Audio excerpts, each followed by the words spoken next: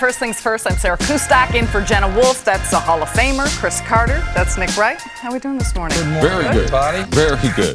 We got a lot of good stuff on the way for you today. Ice Cube will join us in about Man, did an your hour. hair grow overnight? Goodness gracious. Your top of your head looks like a chia pet. I saw you right. You gotta stop watering that thing. Every day, Wow. man. Can we just start the television show? We all please? wish we had that type of volume in our hair. my All God. right, so we so said sorry. Ice Cube is coming up in about an hour.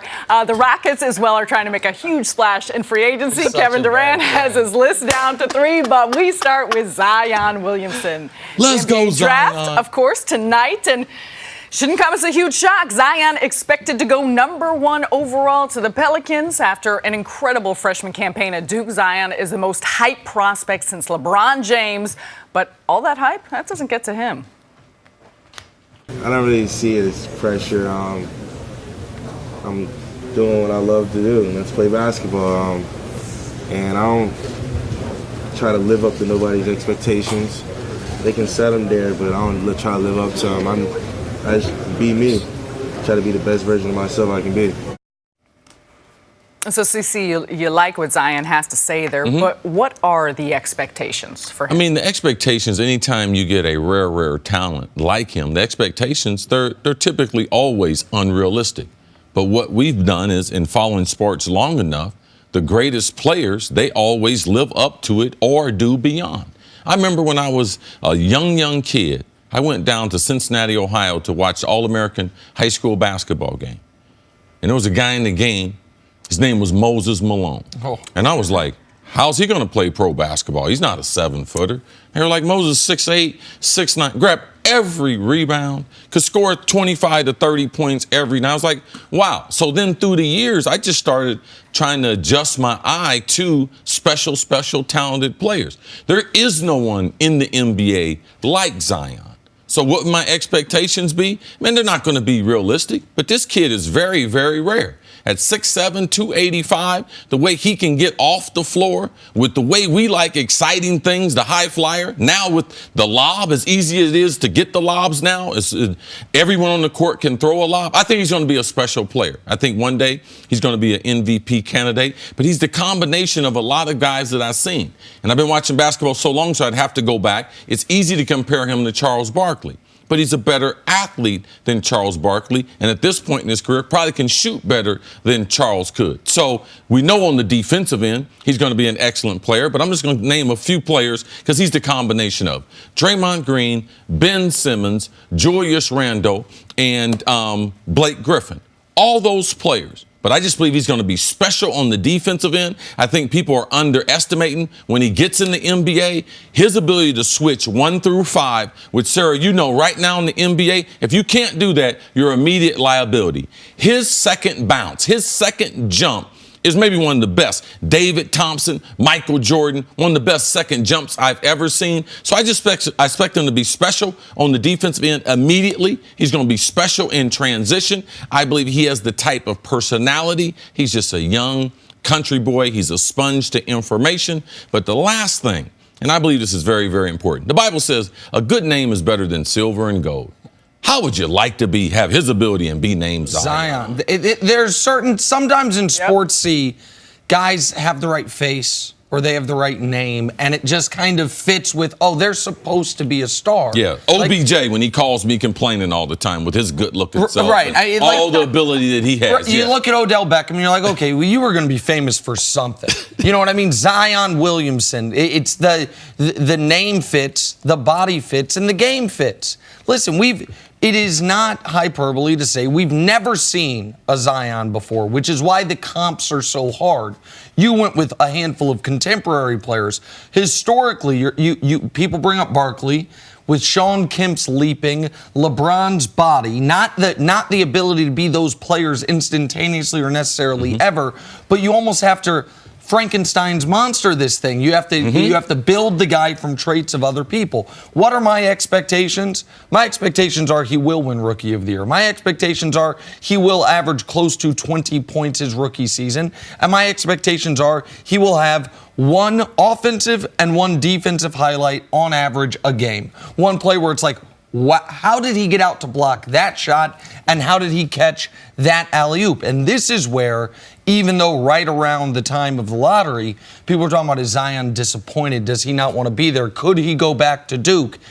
I'm so happy he landed in New Orleans for a number of reasons. One is stylistically. Gentry wants to run. Go, go, go. And now with the Anthony Davis trade, they have Lonzo Ball who will want to run with him. They will have Brandon Ingram who will want to run with him.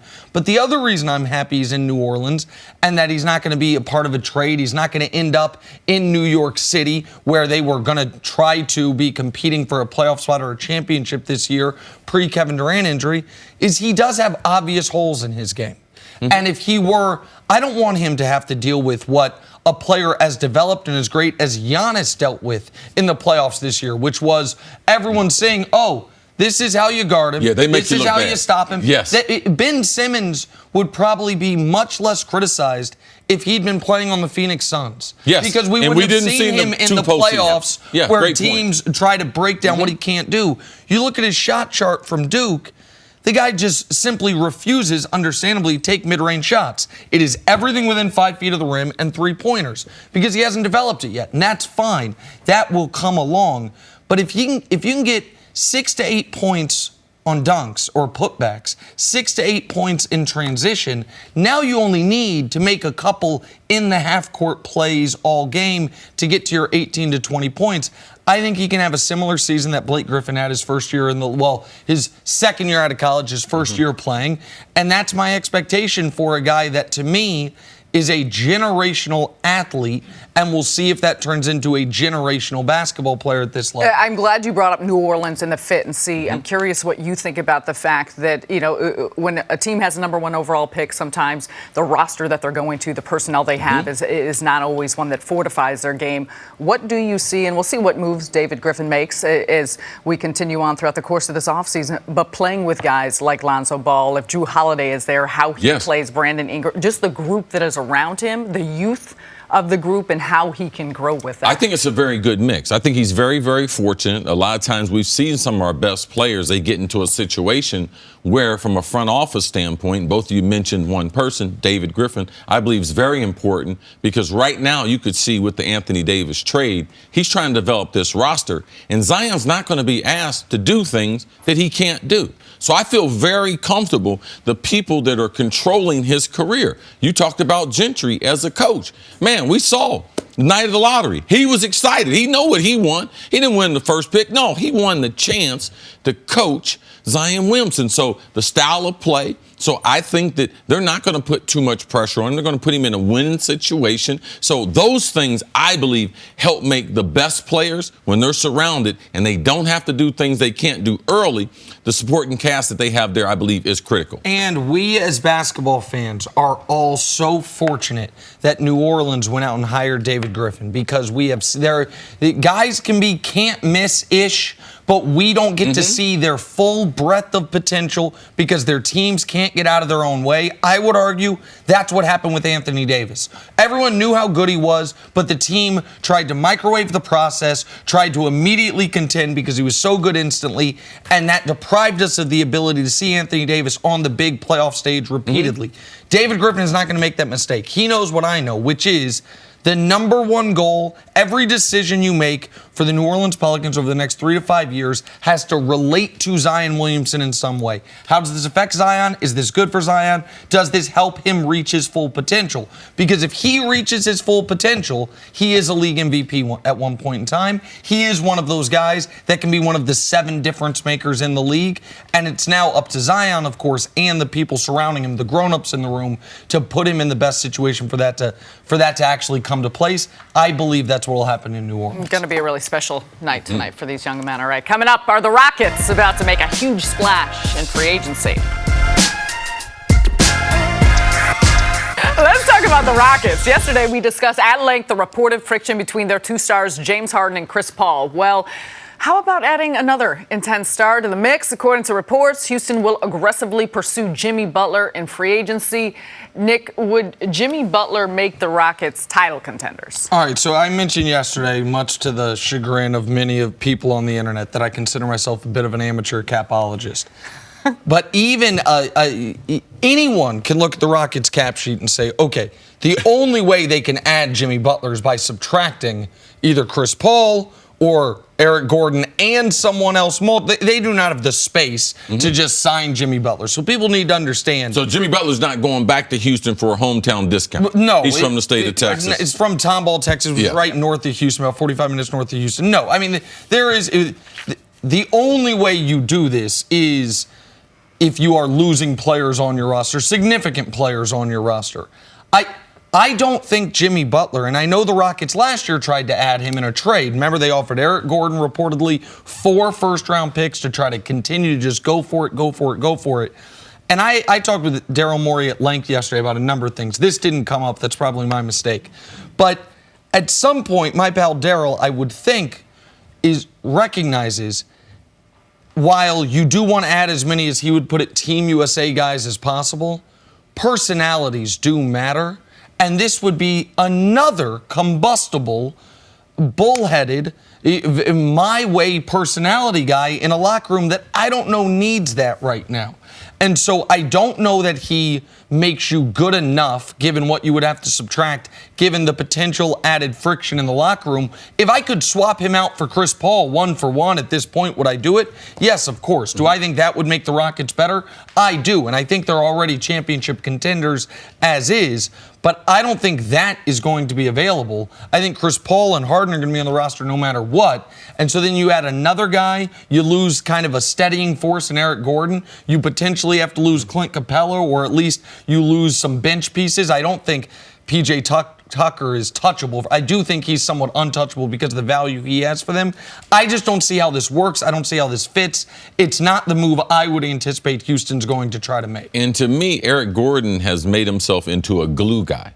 I know in some of the reports they had Eric Gordon at the end of the season. He was unhappy too because he had a good season, even in James Harden with all the isolation. So I don't believe Jimmy Butler is a good fit. It's like, to me, if I was having problems in my relationship, would I go to Jimmy Butler as a counselor?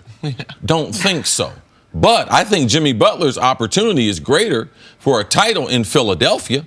Let's not forget, the second round, they lose a buzzer beater to the world champs in Kawhi. Like, they were in command of that series a couple times. And if he goes back there, his leadership, you could see Joel Embiid, you could see Ben Simmons. To me, this was the best fit to Jimmy Butler since the first time Jimmy Butler really came onto the national stage when he was there in Chicago. So, no, I believe he would be moving sideways or down because the roster in Houston, it has to be dismantled to be able to put him on the roster. Do you anticipate Jimmy Butler will go back to Philadelphia? When you're looking at Jimmy Butler and the options that he has, the places that he may want to go to, who he will meet with, where do you think that I think Philly makes a ton of sense, and I want to give Jimmy Butler credit because while he has been prickly in Chicago and Minnesota, he seemed to be on his best behavior in Philadelphia. He accepted his role willingly, where all of a sudden, for the first time since he became Jimmy Butler,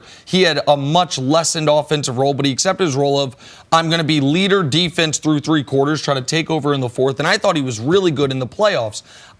Tobias Harris, to me, is the big question for Philadelphia. I think Philadelphia is incentivized to keep him, and I think Butler's incentivized to stay. One thing you pointed out, too, when they were in the playoffs, remember Joel Embiid was sick, injured, didn't know what. Remember after the games, every press conference, Jimmy Butler sat next to Joel Embiid.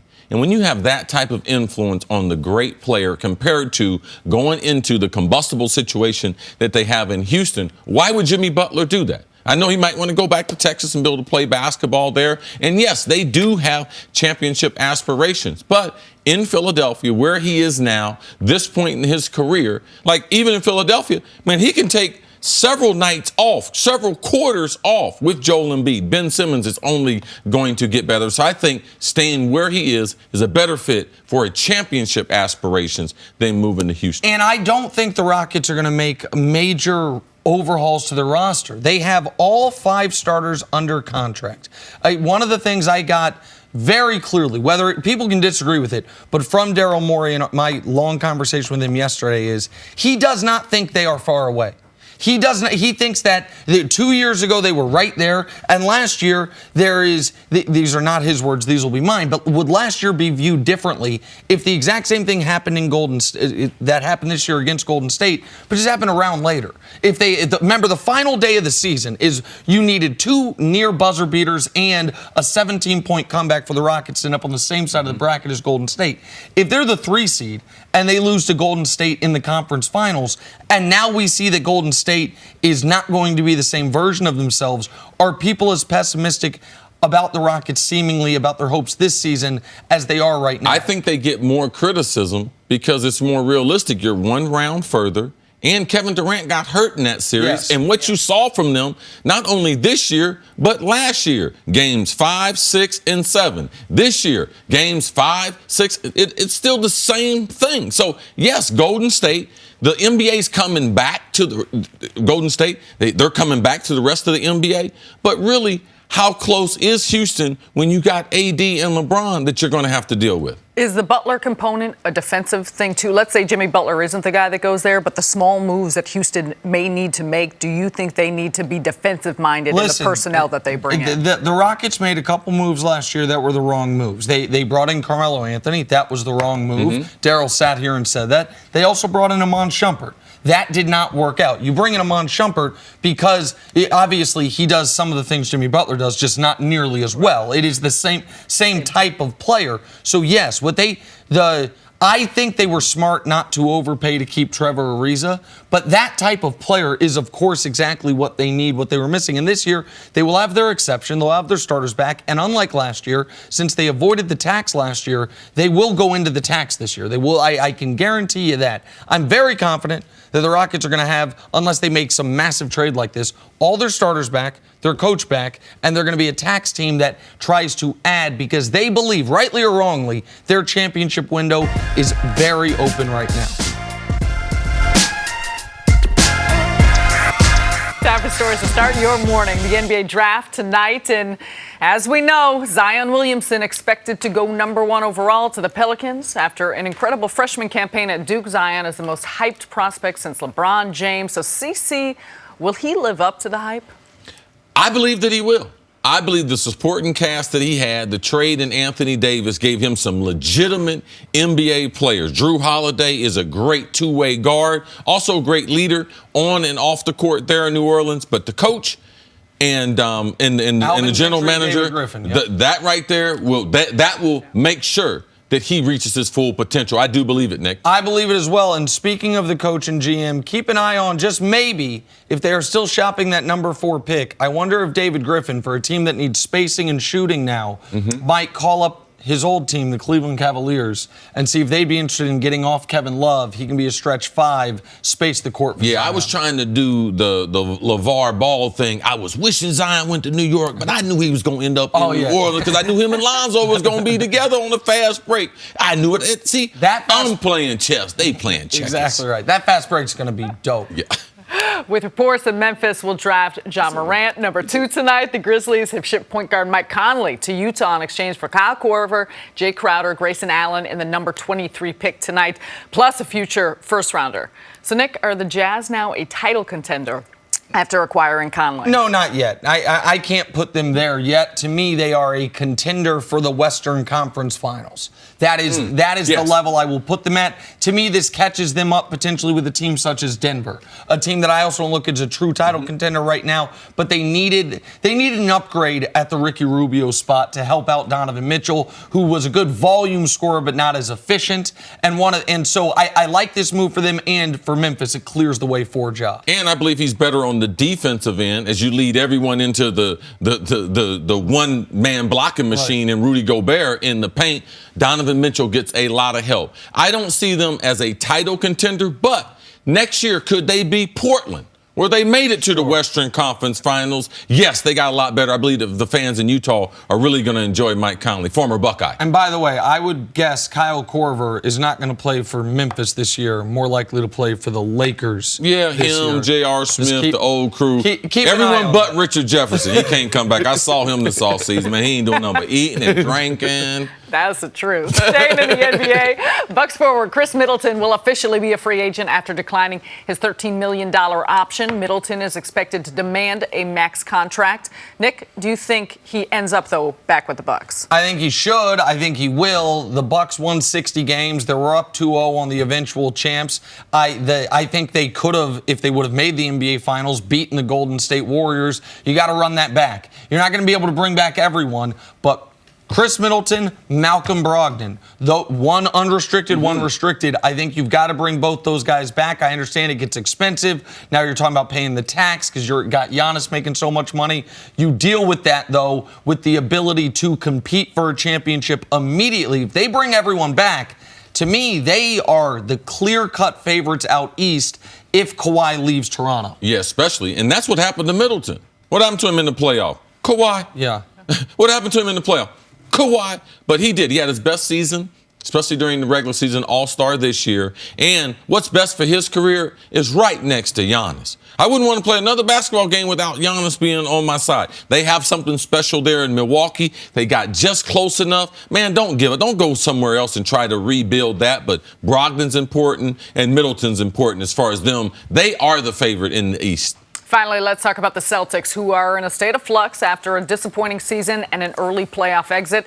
Chemistry issues and locker room strife seem to hamper Boston throughout the year, and that can reportedly be traced back to Gordon Hayward. Reports are saying that Brad Stevens force-feeding his former Butler star, who was coming off of that serious leg injury, bothered many of the Celtics players. So, Nick, who is most to blame for the Celtics situation? I don't want to not answer your question, but can I defer on that just please. for a moment? Because this is something you talked about during the year, that when you have that, and this is where the experience of having been in the locker room is so valuable. So I want to defer to you on this before we get into the blame part of it, which is guys know who's winning in practice. Guys know who the best players on the team are. And if a coach, even if his intentions are good, which I don't think it was because Brad Stevens has known Gordon Hayward since he was 17. I think it was, this guy's important. He's our highest paid guy. He's coming off an injury. For us to reach our potential, we need to get him back to full confidence. We're going to force feed him. But guys, you talked about during the year, guys in the locker room aren't hearing that, thinking that, seeing that. They're just saying, I'm busting his head in practice. You're calling plays for him, and that can cause strife throughout a season. And a lot of times the coaching staff, they become a double standard. Because you see, a lot of the players, man, they're smart. They realize if I go to Boston, Gordon Hayward's there. Man, Brad Stevens recruited this kid over 10 years ago. He was a 3-star recruit, went to Butler.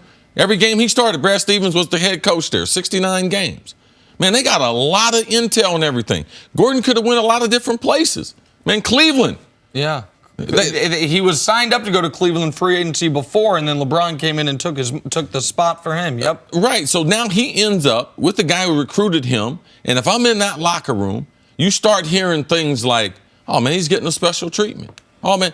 And when they criticize him, when you watch the film together, or the coaches criticize him with the same intensity which they criticize the other players on the roster. And it eats away. Sarah, you know this. You start to be like, man, they're treating him a lot better than they're treating me. And like, wow, if I had an injury like that, would they be as patient? Would I be a starter? Would I be getting those minutes? And the truth of the answer is no, you wouldn't. And as coaches, it's hard to remove the past experiences you have with people. And if you're not going to give up on a guy that you have history with, you're not going to give up on a player you have history with, and the guys see through it. So I'm not surprised at all that this was going on in Boston with some of the other things they had going on in the locker room, because there were points this year in the season where Gordon Hayward looked almost unplayable. I mean, he's just a shell of himself athletically. Now, at the end of the season, he did look a lot better. But with the players who are trying to get paid and trying to win a championship, Gordon Hayward's inability to be himself was getting in the way of both of those things. Well, but that's where I struggle with this, because you could see the side of the players, those in the locker room that feel like, to your point, I've been busting this guy in practice. I should be getting this playing time. I should be getting those touches, those looks. However, so much of what the NBA is now is preparing for the postseason. And this was a team that was expecting to compete for the Eastern Conference title, to get to the finals. And so we saw flashes towards the latter part of the season. And Gordon Hayward, I mean, that injury, he was an all-star coming here. He was and him and Kyrie Irving were expected to come and change the complexion of what the Celtics were doing. So that's where I think, at what point do you need to continue to give this guy opportunities when maybe he's not at his best, to get him ready for the latter part of the season? You understand why they would do it, but this is where, in any business environment, any team environment, the worst thing you can have is misaligned incentives. And so you had Kyrie Irving saying, I'm just worried about the playoffs. You had the coaching staff trying to get Gordon Hayward ready for the playoffs. Man, you have Jaylen Brown trying to get paid. You have Jaylen Brown trying to prove himself. Jason Tatum trying to take that next step after working out with Kobe. You have Terry Rozier, who had a star turn in the playoffs. Scary Terry. People are wearing masks, T-shirts, the whole nine. He knows he's a restricted free agent coming. So you had guys that weren't all on the exact same page. So that gets back to your original question. I apologize for not answering initially, which is who's to blame? And the answer is everybody. Kyrie, yes, if Kyrie just does what they thought he was going to do, which is be a Celtic for multiple contracts, then they trade for Anthony Davis, they did a lot of other things. Brad Stevens not getting the most out of talent.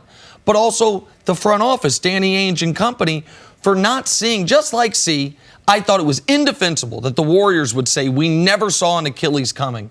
When you saw it coming the day after the injury and the day after the calf strain and the day of the Achilles injury, how can the Celtics front office not have seen coming what some of us on TV did before the year, which was, hold on now.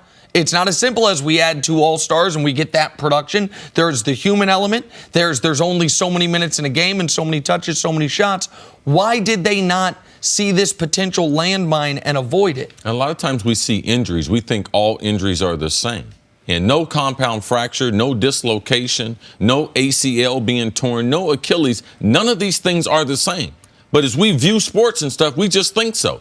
Adrian Peterson told us that when he shattered his knee and he was back playing in 6 months. No one can do that. And I'm going to tell you who you can blame for this. And it's a blame. It's not his fault. But Paul George. It's Paul George's fault. He had an unbelievable, gruesome injury. Exactly what Gordon Hayward had, but it's not the same thing because they're not the same player. They're not the same athlete. They don't have the same mentality. Paul George being MVP candidate almost 3/4 of the season, back to what the level that we saw him and even better. People saw Gordon Hayward, oh, he'll come back because we saw Paul George do it. But it's not the same. No 2 injuries are the same. Speaking of Kevin Durant, his injury, let's move on to the thought process of KD. As Durant continues to recover from that devastating ruptured Achilles, he also continues to weigh his options for his next team. Reports are that Durant doing a lot of soul searching as he chooses between re-signing with the Warriors or departing for either the Knicks or the Nets. So, Cece, where do you think Kevin will ultimately land? I think right now it's a very difficult decision. I think that Kevin, regardless of if he hadn't gotten hurt, I think that he was still trying to send visually the impression that it wasn't just a done deal with the Knicks, that everything they talked about during the season, I think as an athlete, that's what you try to do, even though your mind might have been made up. But right now, he's got real questions in his head. Do I go back to Golden State, opt into my contract, sign for 1 year, go back there, rehab, potentially be back for the playoffs? I'm sure he's thinking about that and give this one more run with Golden State, with Klay coming back. And I know they got a lot of things lined up in New York, and it's a lot of money attached to that. Do I want to go to New York, and do I have the power to convince another free agent to come there? Because I don't have as much as power because I'm hurt now compared to before. Is it as enticing for Kawhi to join me in New York? No. What about Kyrie? Will he wait? Probably not. So, yeah, I think Kevin Durant, I think he still ends up with the New York Knicks, but the decision became a lot more difficult. And this was that when we all year long talked about all signs pointing, every NBA insider, it seemed like, was hearing the same thing. Kevin Durant setting up businesses in New York, buying office space in New York, getting ready to come to New York to play for the Knicks. The Knicks clearly heard it. Trade away Kristaps Porzingis, open up multiple max slots for Kevin Durant and whomever he wants to bring with him.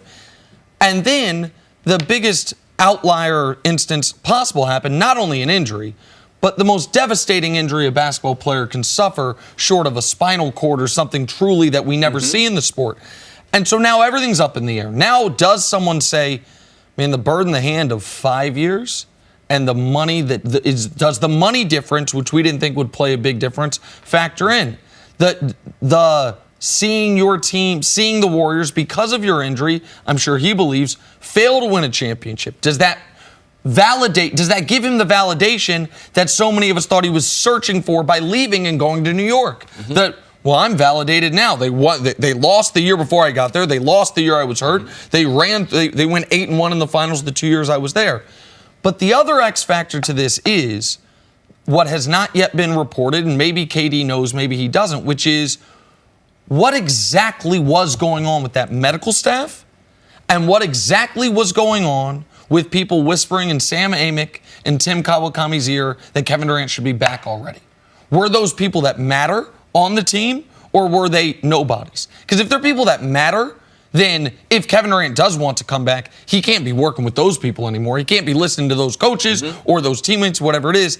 And the medical staff part of it, if he got, and it would appear to me he did, I don't think it was intentional, of course, but if he got bad advice and now his pursuit of Kareem's scoring record is in jeopardy, his pursuit of finally I'm being recognized as the greatest player in the world, something he has really cared about, that's now gone, at least temporarily, and might, depending on how he recovers from this, never come back.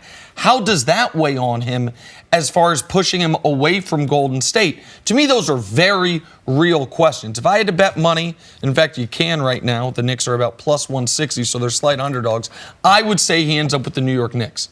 I believe he's going to come to New York. I think that there isn't so much momentum towards it, but the idea of, but I want to stack up as many rings as possible, the opt-in and try to come back for the playoffs when I know, and then go to New York, that if he does think he's going to be back by April, the Knicks aren't, without Kevin Durant, going to be competing for a championship throughout next season. The Warriors could be, especially if Clay recovers early. So to me, it's more on the board than before. But my money would be, and my money actually literally quite is, on Kevin Durant being a New York Knick next year. Yeah, it would be hard for me to go back and trust the staff there because I know he got bad advice.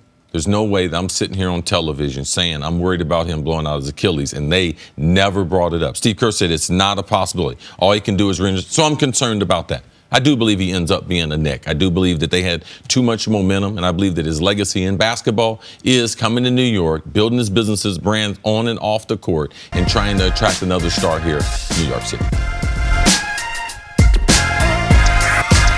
Coming up next on First Things First, Ice Cube joins us live in studio to talk Lakers, what he thinks of the AD trade. Will LeBron win a title in LA? We'll break it all down. That's coming up next. Ice Cube's got a tough act to follow as far as trying to be the coolest guest of the day. Our guy. That's what up, true. Coach? That's true. How are you doing? I think he's up to it. Welcome back, Coach. Right. I don't know. It's got a sharp one challenging. here. It's challenging. Coach, have you noticed anything different about the show? I have. You have? Yeah, there's something suspiciously different. Okay.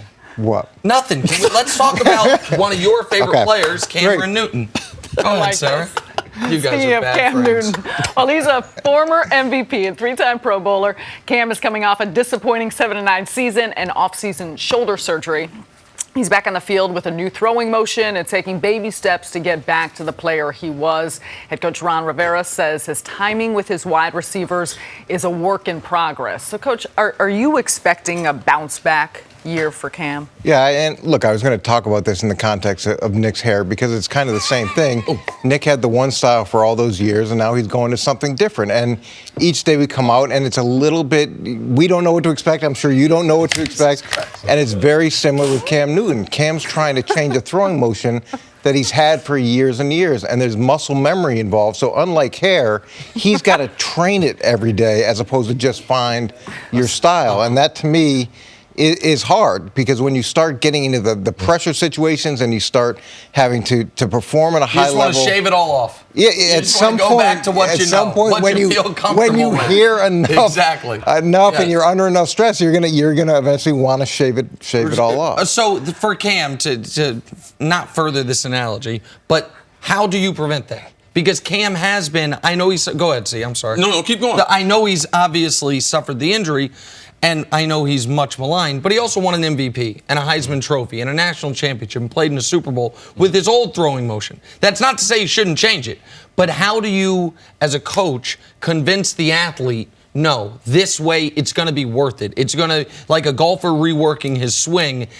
once we get to the other side of it, it's going to be worth all the effort.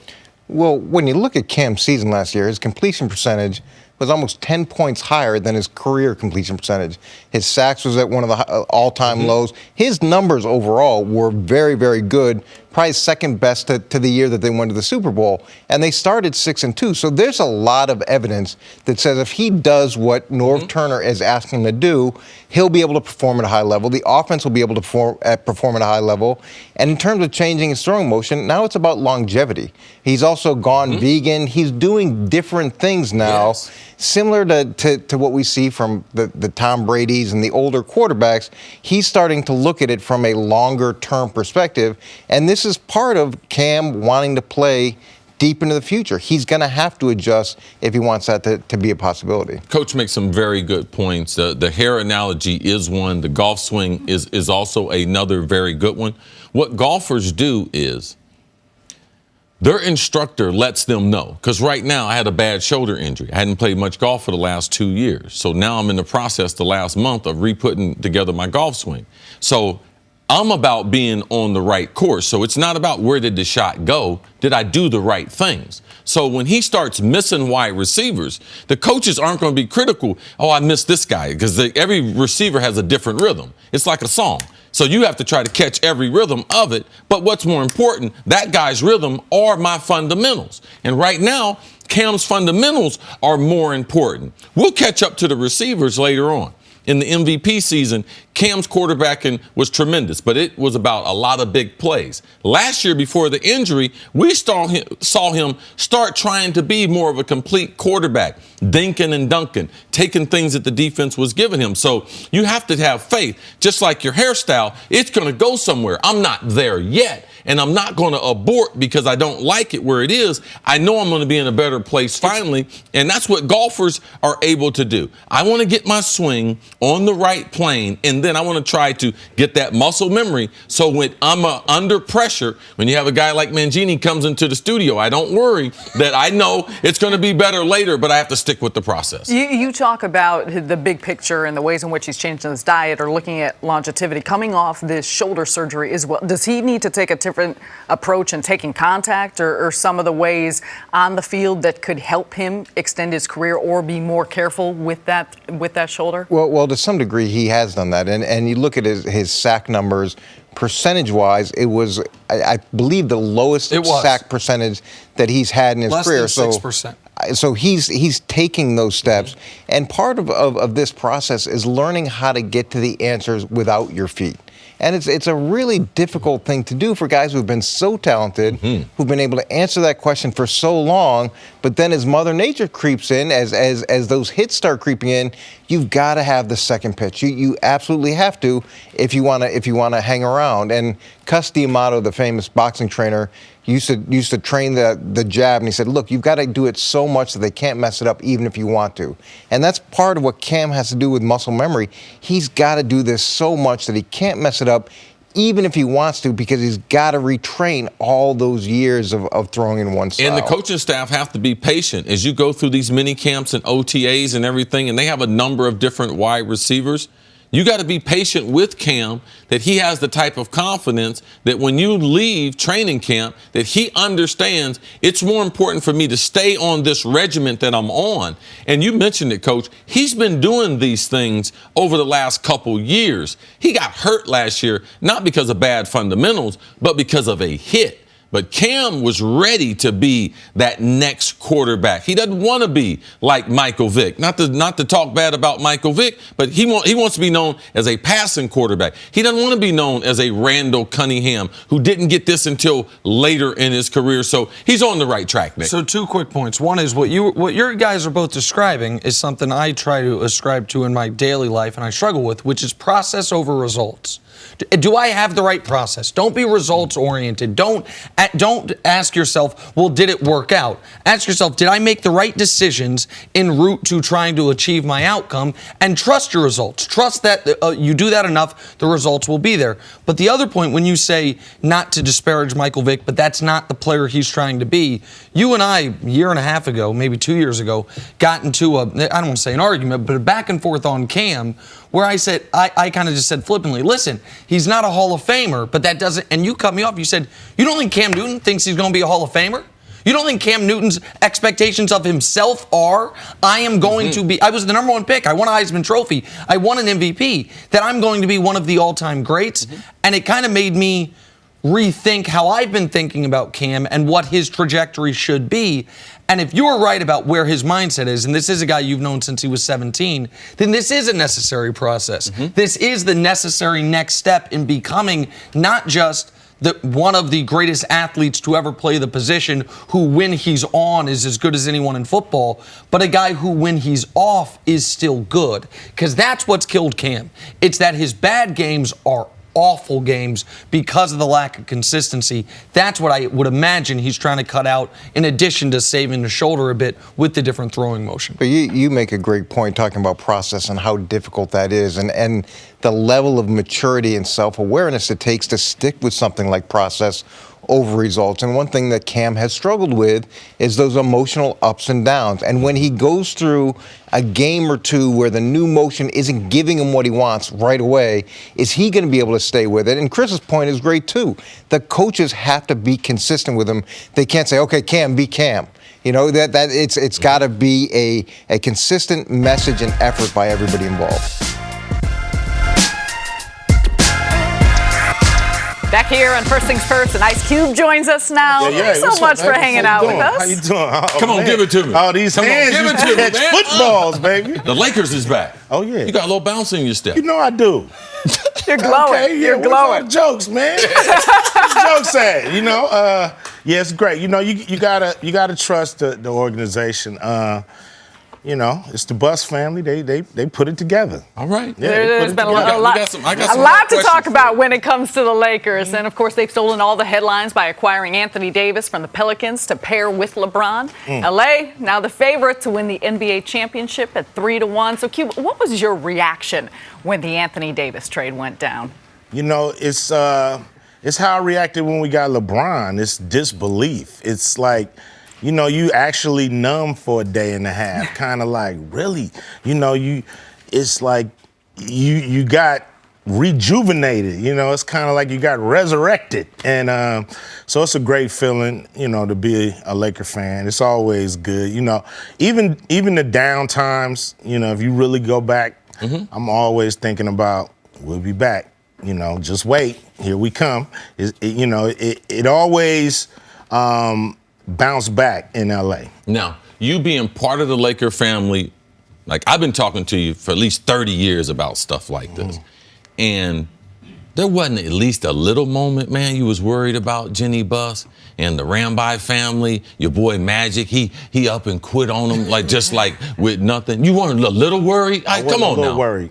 I wasn't, because I went through a 12-year drought with the Lakers, you know, when we didn't win a ring. Well, it was like 9. Well, yeah, about 12 years. Yeah, you know, from basically when the tail end of the Magic era until Shaq and Kobe really got to the finals, but didn't win it. So, you know, and I believed, and you know, 5 championships later, I still believe. You know, and it's the ebb and flow of sports. You're not gonna always be on top, and for people to be panicking every time we don't make it to the championship or we don't make the playoffs is ridiculous. Well, so one consistent point through all of Laker history, going back to Minneapolis, is when the Lakers are great, they have a great big man.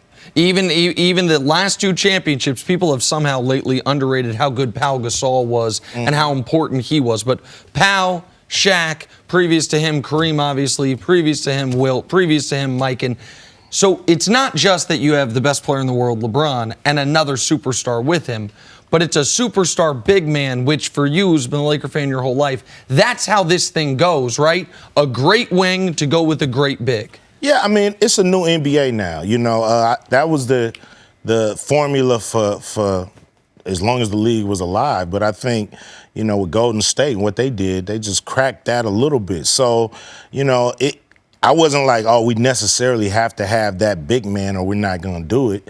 But, you know, having AD, hey, man, you know, if you're going to have to get a big man, that's one to get. So we happy, you know, and that's going to be the start of the formula. Right now, I think LeBron and AD are the best duo that we have in the league. And I know that you have seen some of the best. Magic and Kareem, I think you probably have way up there. Your boy Kobe and Shaq. Where do you think AD and LeBron rank as far as duo with those other 2 that you love?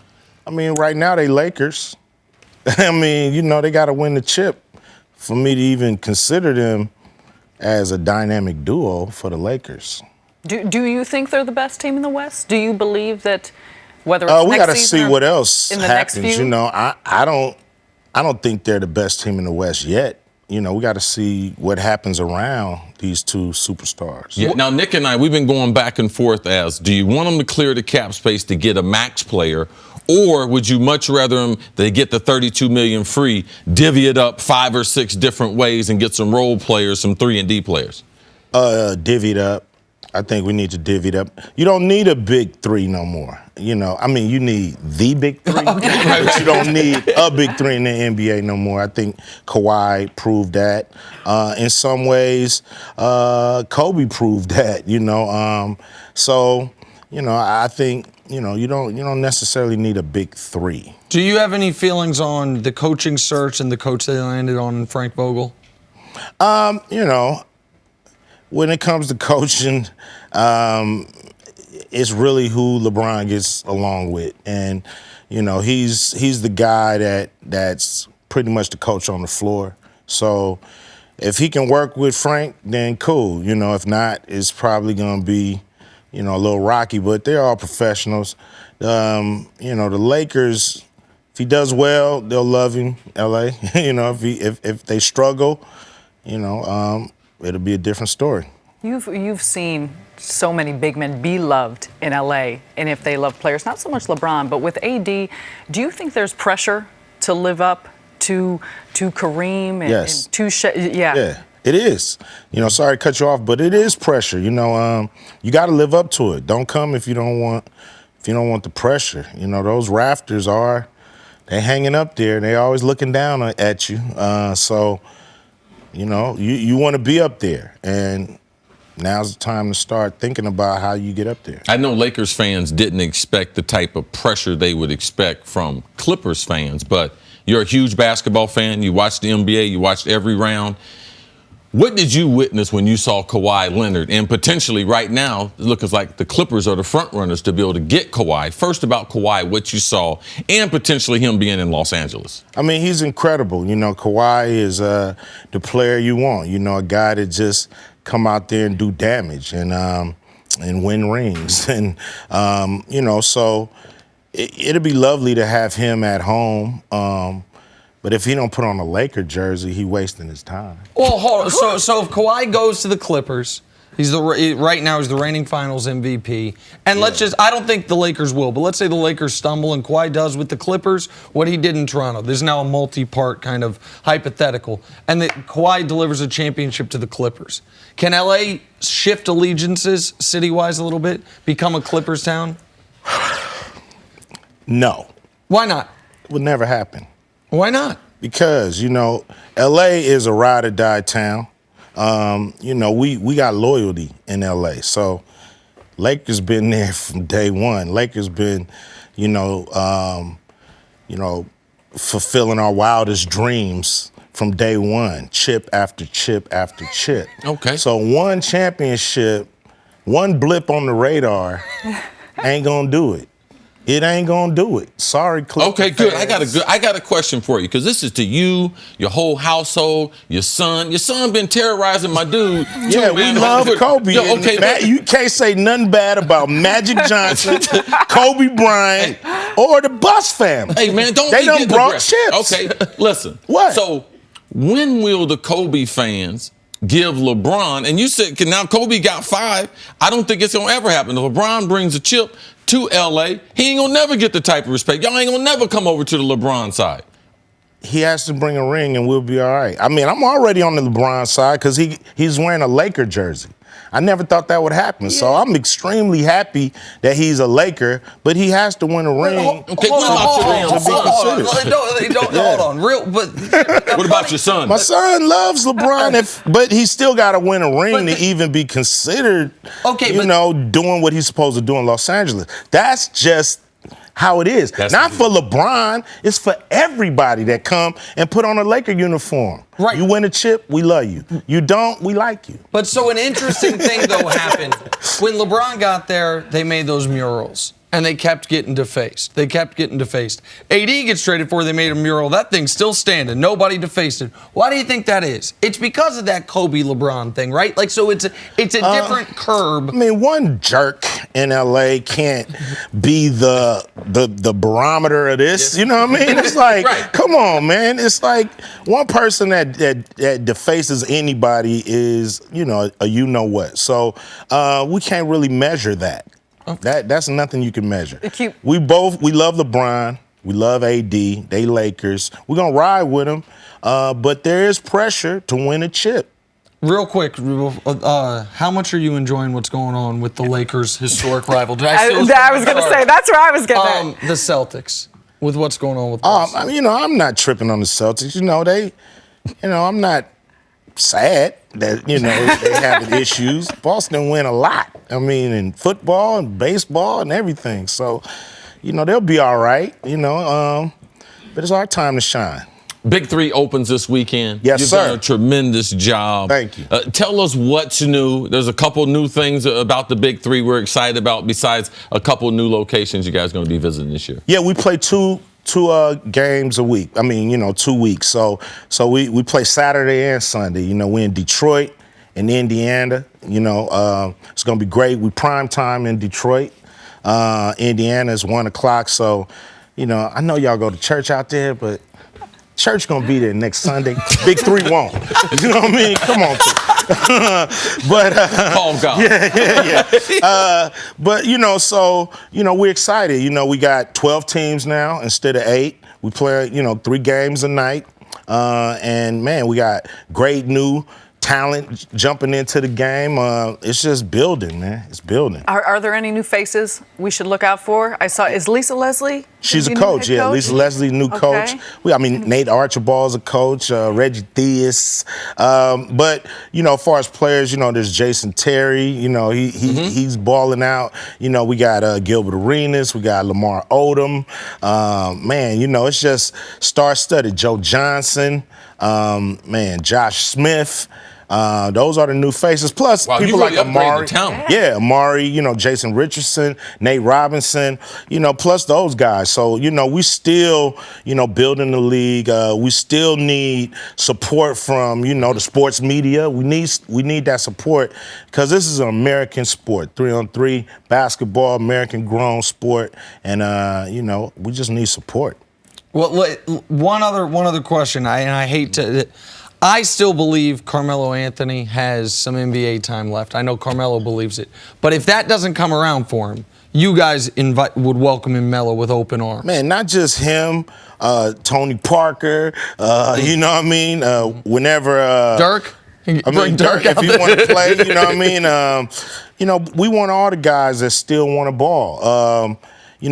We believe some of the guys we got are gonna make it back into the NBA because we lowered the age from 30 to 27. To 27. So guys are in their prime when it comes to basketball, and so we're hoping guys make it back. So guys like Carmelo, if he want to come out there and do his thing for the summer, you never know who watching, man. You never know. He might get back. Ice Cube, we so appreciate you being here with us. Thank you for everything. Yeah. All right, on to the Celtics, who are in a state of flux after a disappointed season and an early playoff exit. Now, chemistry issues and locker room strife seem to hamper Boston throughout the year, and that could reportedly be traced back to Gordon Hayward. Reports are that Brad Stevens' force-feeding of his former Butler star, who was coming off that serious leg injury, bothered many of the Celtics players. So, Mannix, does Stevens deserve blame here with this situation? So I've been kind of working on my own autopsy of the Kyrie Irving situation, and this has come up, the Gordon Hayward stuff. And the word I've heard used repeatedly was babied when it comes to Gordon Hayward, which is kind of akin to what Jackie McMullen was talking about. Brad Stevens was in a tough spot with Gordon Hayward because, yes, Gordon Hayward probably didn't earn the minutes that he got early on. At the same time, he's coming off one of the most catastrophic injuries we've ever seen in the NBA and needed not only to have his game rebuilt, but his confidence rebuilt. So you had to give him 20, 25 minutes of time that he didn't necessarily earn to start to build that confidence back. So hopefully the idea was you have Gordon Hayward at something close to what he once was at the end of the season. That weared on some guys. I think it weared most significantly on Jaylen Brown, someone who you saw his minutes and his playing time cut back after a terrific postseason in this past year. I think it probably grated a little bit on Jason Tatum, who was in a similar situation. Look, they had 3 wings for basically 2 spots, and somebody lost minutes as a result of that. So I don't know that has anything to do with what Kyrie Irving went through last year. I think he's an entirely separate situation, but the word babied came up when it came to how Brad Stevens treated Gordon Hayward. Well, go ahead, C. I brought up before, Gordon Hayward ran into an unfortunate injury. But let's just imagine this. In a world where we don't know what the recovery time is because we don't have the Paul George injury. Say Gordon Hayward gets hurt first. Then we don't put the unrealistic expectations after we saw poor Paul George come back and be at least the player that he was and even get better. Last year, 3/4 of the way through the season, Paul George is a legitimate MVP candidate. To me, Paul George, you have to be able to blame because we think every injury is the same. All right, we got unrealistic expectations for the center for Portland coming back because we've seen people come back. Like if we had seen his injury first, we'd have been like, man, his career might be over with.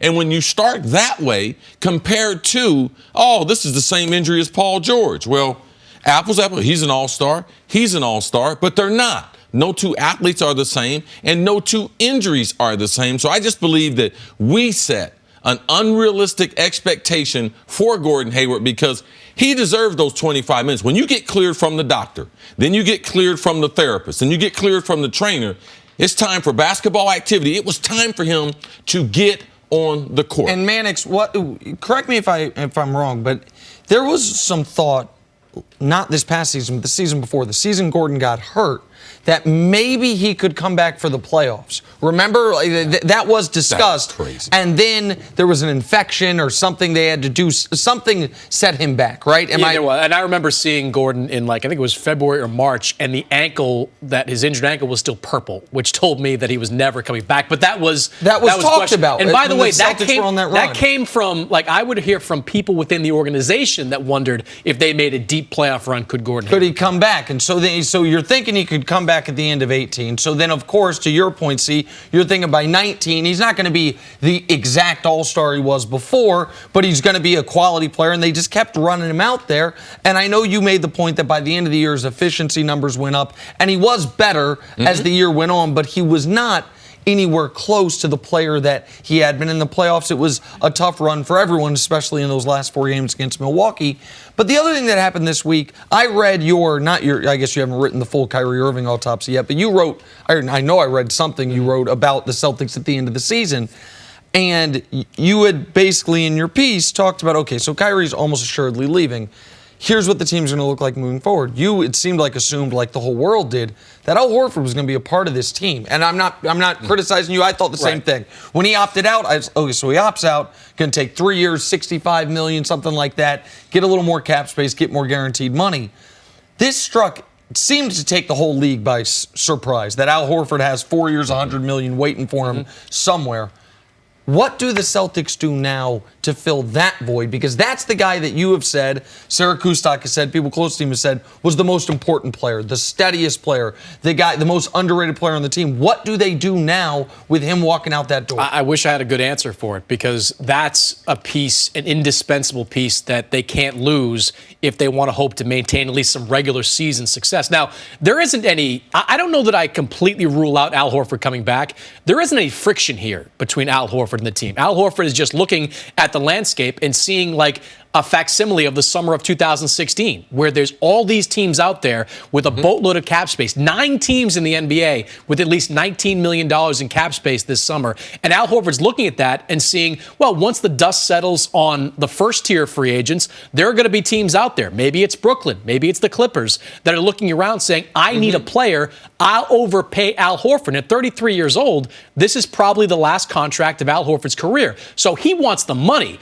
If Boston comes back and ponies up the money, I think that relationship can still be salvaged. Right now, it doesn't look great, but I don't think the door is completely closed on Al Horford. That being said, I don't know where they go after that. I don't think there's an obvious replacement for Al Horford out there in the free agent market. Do you think Danny Ainge looks back at any of the moves or lack of moves that he has made throughout the course of this offseason or last season that he potentially regrets, or if he had a chance to do over, that he may tweak what he had done? I mean, I've said and written before, I think Kawhi is something that stands out. Not rolling the dice on Kawhi Leonard last summer when it would have been a lower cost deal involving a Jaylen Brown and some draft picks there. That is, but I know Boston gets beat up for not making the Davis trade. I wouldn't have done it.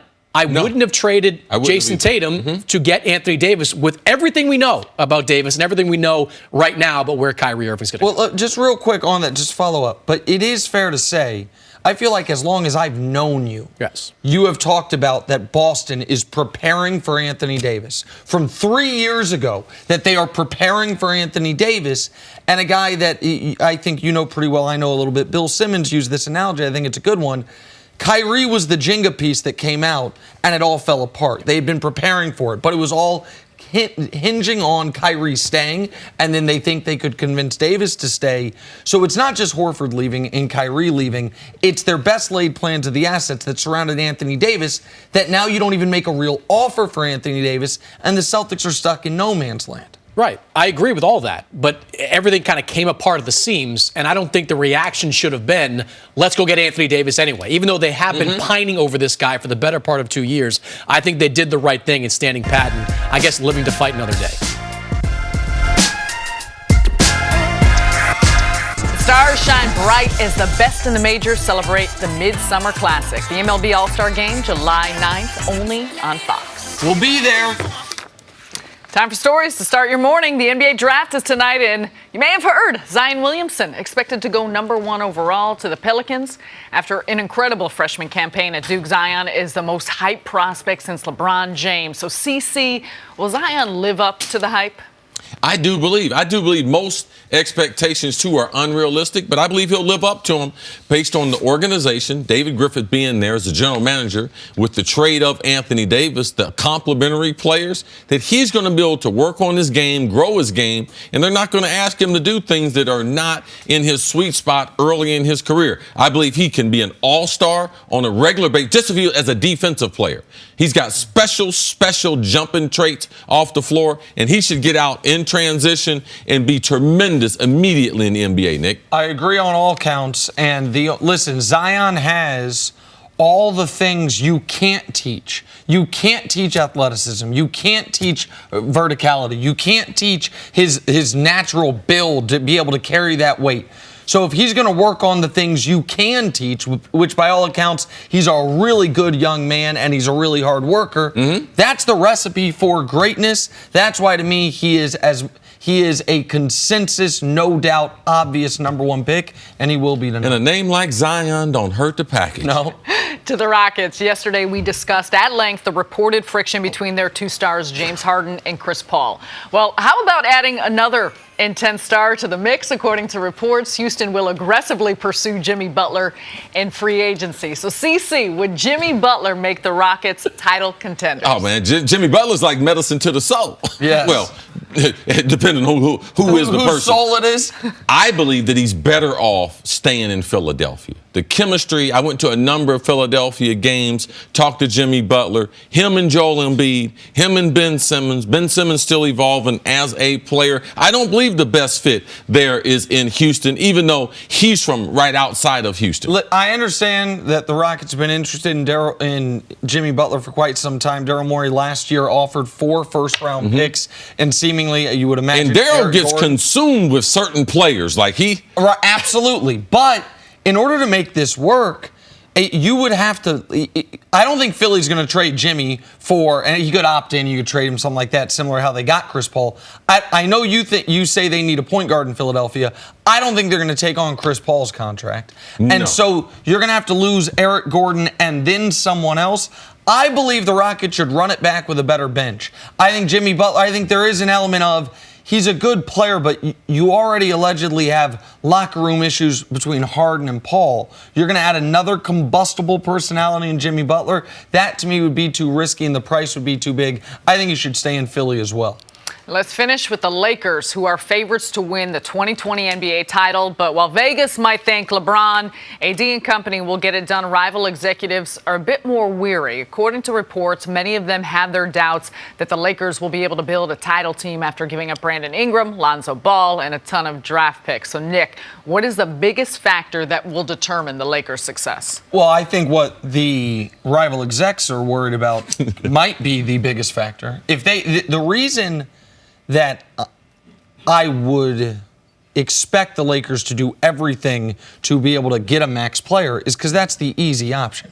That's the option that doesn't involve building a team. Yes. That's the option that it's, what are we going to do with all this cap space? Sign one guy. Like, it was sign one guy, and then you don't have to work out the different machinations of Darren Collison versus Danny Green versus Terrence Ross. What's Seth Curry's market? If we offer Malcolm Brogdon an offer sheet, how long does it take Milwaukee to match? What's Bojan Bogdanovic actually going to get? That's hard. And how do these guys age? What is their on-court, off-court? How are they in big spots? That's hard team building. That's what guys who have been GMs for a long time still struggle with, much less Rob Pelinka. So the biggest thing that would be a stumbling block is if they don't get a max guy, how do they fill out the rest of their roster? Because that's something they failed at last year. Now, last year might have been a lost season anyway because LeBron hurt his groin. But if they had done a better job filling out their roster, then they don't go 9-18 in the 27 games LeBron misses. They have more shooting when LeBron is out there. And so we can leave that at Magic Johnson's doorstep if we want to, but we don't really know. Was it Magic and Pelinka? Was it more Pelinka? Was it just Magic? So this is the biggest concern. I have no concern about the fit of LeBron and Anthony Davis. I have no concern about how good LeBron will be or how good Anthony Davis will be. But you do need other people. And if you're not going to have other people, you need another great person. If they can't get the great person, how good will they be at finding those other people? That is, that if they get that right, they will win the championship. If they get that right, they will be the favorite this year and the following year.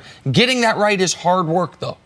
It is. But we talk about questions as far as front office, former general manager. Where have we got this report from? Let's go down through the whole West. All right, go to Western Conference Final. They got questions in Golden State? Huge. Portland, they got questions? Huge. What about Denver?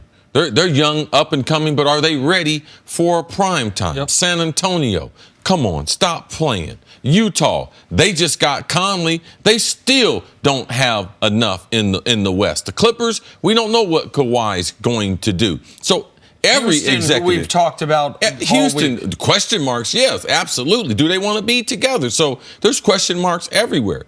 But the thing is, they have cap space. We just don't believe in the people. But I'm going to go back to where I was yesterday, Nick. At some point, you have to give Rob Pelinka benefit of the doubt. It's really his first year on the job by himself. He didn't sign Lance Stevenson. He didn't sign Rondo. He didn't sign JaVale McGee. So let's give him a chance. He's got the cap space, but he's got the hardest part of the roster figured out. Yes. And that's 35 minutes with AD and 35 minutes with LeBron. And last year, if they don't have the combination of injuries and the timing of it, Lonzo Ball and Rondo out at the same time, then LeBron, first injury that he was going to miss that significant amount of time, we wouldn't be talking about the Lakers like that if they didn't have the type of injuries they had last year. And this is why, even though I do have the concerns about that, I can say that even with those concerns, I consider them the favorites out west, because with as misaligned as the roster was last year, if they had made this trade mid-season, they might have won the title last year. Like, knowing what we know about everything now, Toronto was very deep. Kawhi was playing at a super high level, so maybe they can't beat Toronto. But could they have beaten the Warriors in the state they were in? Could they have gotten through if they had just taken San Antonio's spot in the playoffs? San Antonio took Denver 7 in the first round. Could they have done that? Could they have taken Portland 7 in the second round? Could they have done better against Golden State in the conference? Could they not have been the Portland of this year and make it to the conference final? And then do better in those conference finals against a Warrior team that's without Kevin Durant? I think the answer to all those questions are yes. So I think the floor for this team next year, assuming health for LeBron and Anthony Davis, is the Western Conference Finals. The floor. The ceiling is obviously winning the championship. How they do over the next 20 days will determine that quite a bit. We're going to talk about the Cowboys. After a rocky start to last season, the Cowboys finished strong with another NFC East title and a playoff win. Entering this season, all eyes will be on Dak Prescott, Ezekiel Elliott, and the Dallas offense to repeat their success. New offensive coordinator Kellen Moore has high hopes, saying the beauty of our roster, we have a lot of versatility.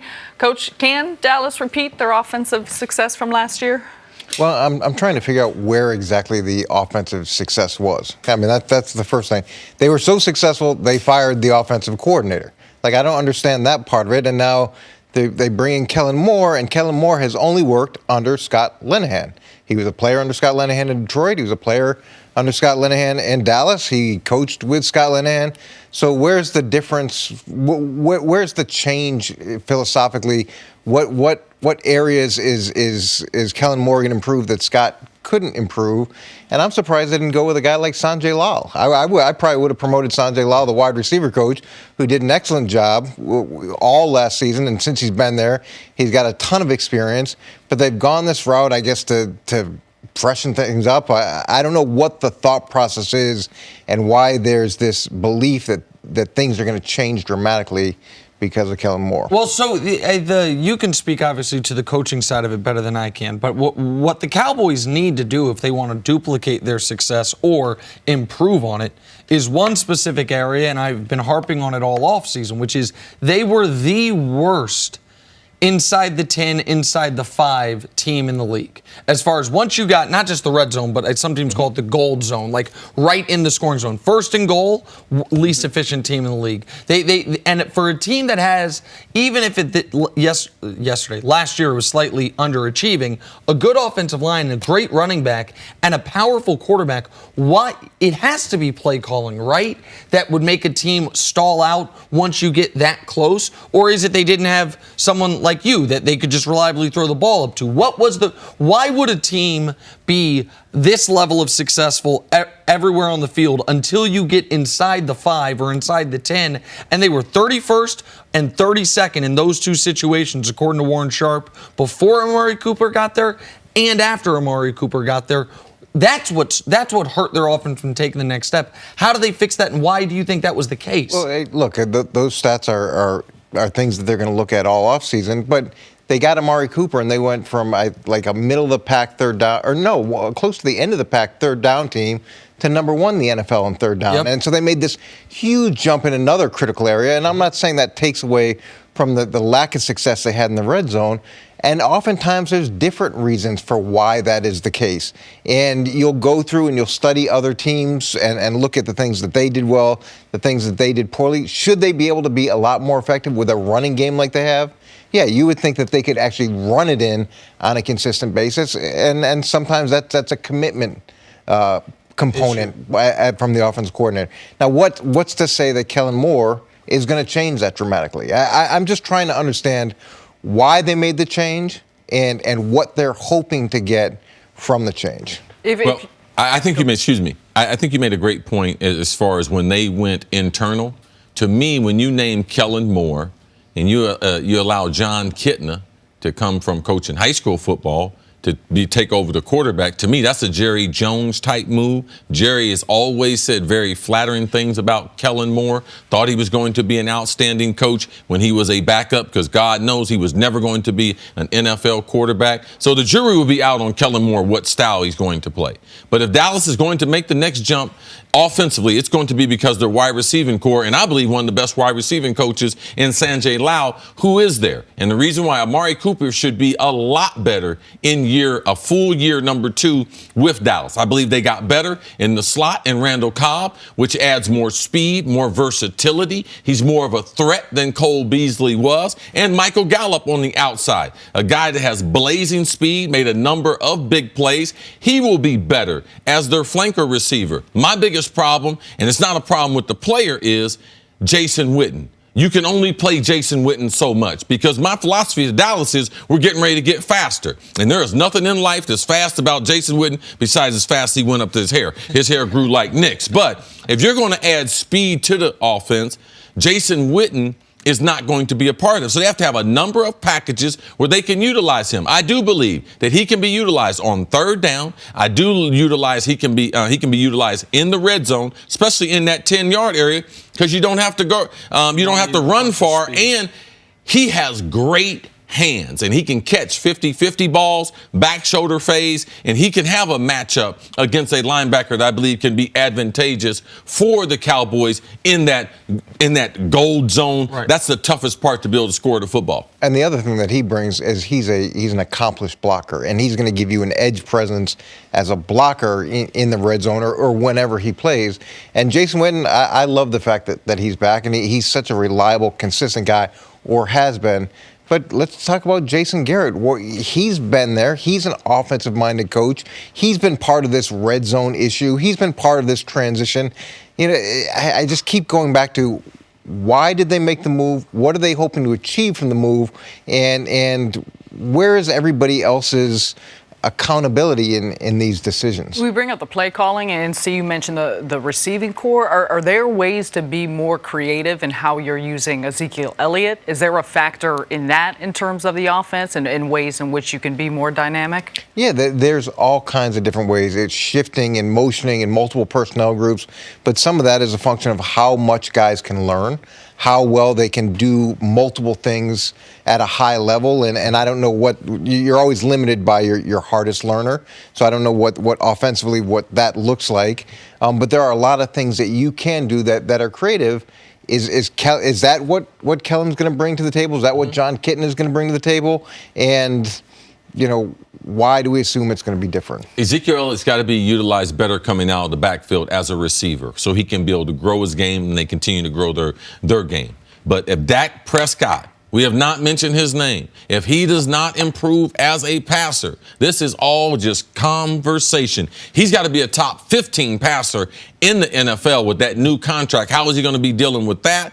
His leadership, I believe, will continue to be outstanding. But him as a passer, we can forget all the rest of that stuff. Forget about Amari, Michael Gallup, Witten. It don't matter. If Dak Prescott is not better, then their hopes are going to be gone.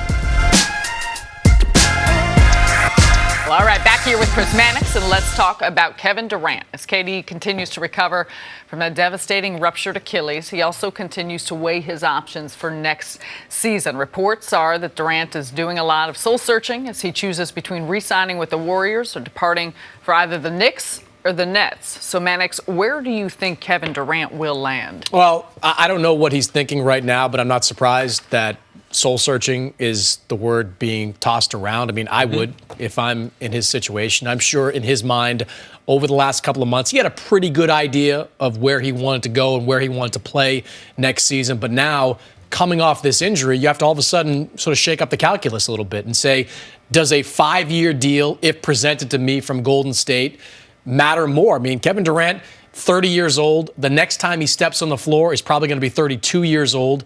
This may be the last significant contract of his career. Probably will be the last significant contract of his career. He has to decide, do I want to maximize my value just in case something catastrophic happens in the middle of next season, which is not unheard of? I mean, John Wall is going through something pretty comparable right now with his Achilles injury. Or does he follow the same path that he's been taking for the last, couple of months, which seems to be leading him towards New York. If I had to guess, all indications were that he was going to play for one of the two New York teams. So I'm going to stick with one of those two. Well, you said something very interesting there, which was take a 5-year max offer from Golden State if it's presented to him.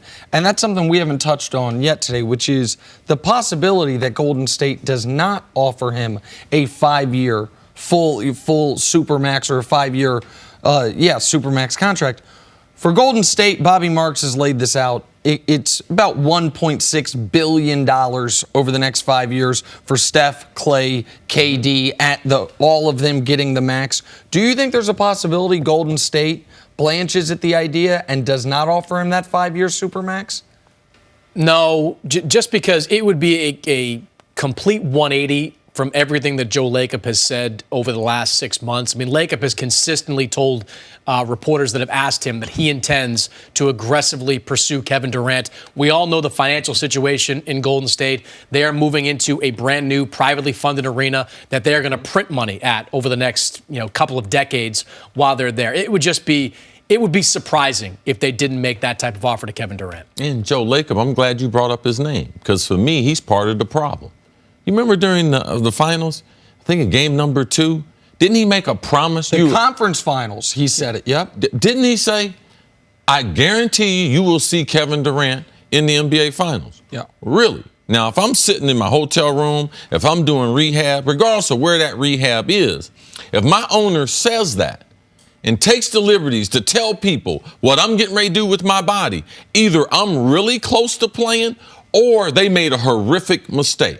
And then after that, Steve Kerr said we went over every scenario, and the only thing from a medical standpoint that I got information on was that he could re-injure the calf. That's the worst injury. Now, I'm just going to tell you, I got some doctors, I got physical therapists, people that worked on me. I tore both my calves, and I knew that it was on board. I told my trainer last week, did I not threaten your life and your career? Did I not? And tell you and he said, Chris, I'll get the calf cleaned up, but it's also behind your knee. If I don't get that, your Achilles will be put in jeopardy. And I said it on TV, and not that I don't want to be right. I wish I was wrong.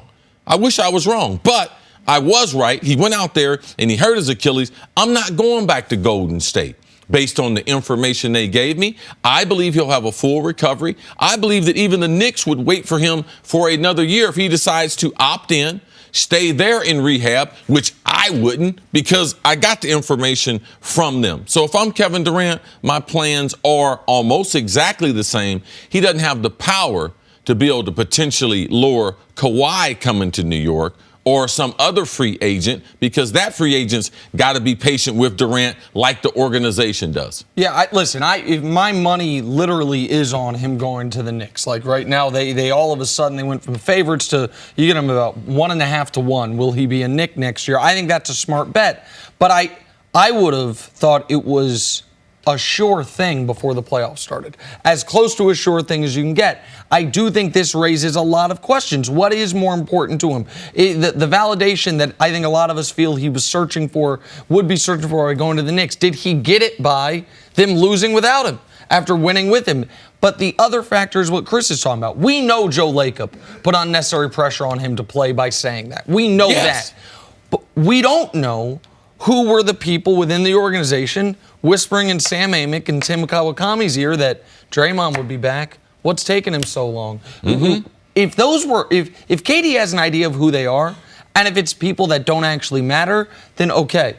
But if it's people that matter, if it's someone that he either has to play with or answer to within the organization, I would have if I were KD, I would have a really, really hard time going back there knowing even if this is what people need to understand about this injury, even if he has the Dominique recovery, even if he comes back a year later as good as ever, Dominique actually came back arguably a little better, it still alters the trajectory of his career forever. It still might take off the board what could have been Kevin Durant's, not his number one goal, but his pinnacle of achievement, which is the NBA's all-time scoring record, which was in play for him. It almost assuredly shortens his career on the back end.